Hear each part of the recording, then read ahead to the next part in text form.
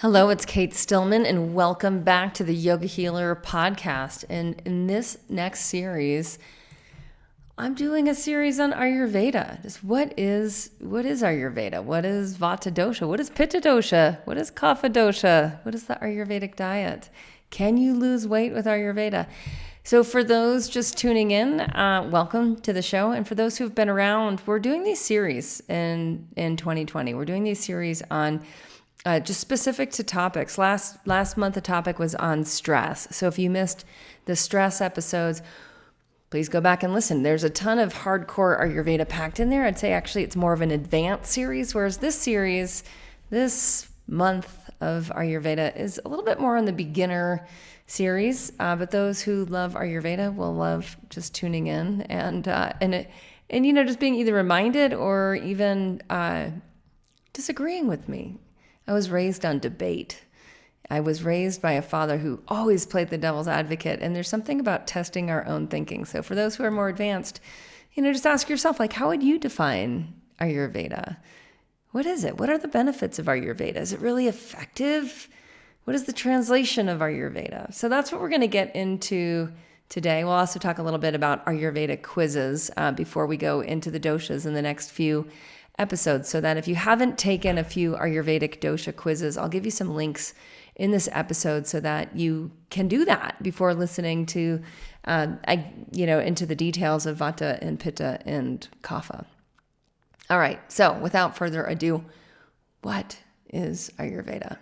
So AYU, which is part of that AYUR word, AYU is life.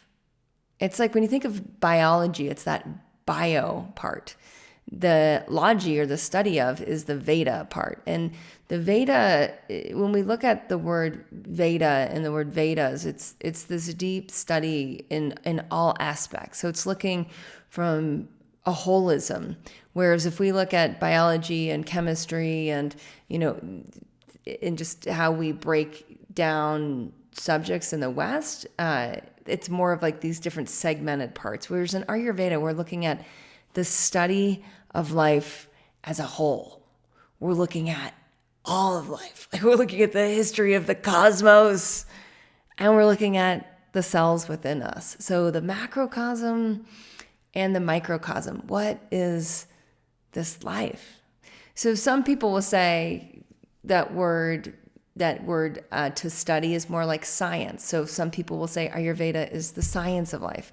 Other people will look at more of the deep, intrinsically holistic wisdom as an art and call Ayurveda the art of living.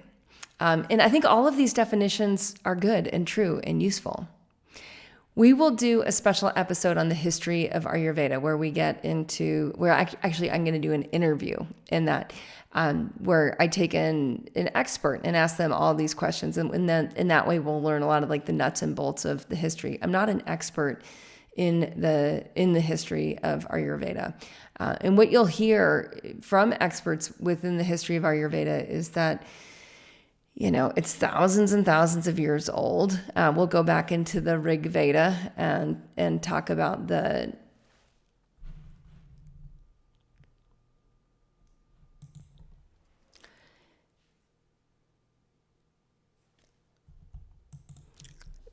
So Ayurveda came out of the Atharva Veda, which is part of the four chief collections, the four chief texts from the Indus Valley, so from the ancient part of India. So these are Hindu scriptures written in early Sanskrit, containing hymns and philosophy and guidance for rituals that are all part of the Vedic tradition. And so when we look at what is Ayurveda, there's a lot of association, what I find, to India, right? And one of the things that I'd like to explain a little bit is like, what is Ayurveda from a modern perspective? Like, how can you tap into the power of what Ayurveda actually is? So when we look at like the priests that were writing these texts, they weren't really writing as much as more of divinated or received, right? Like one might channel the voice of the divine.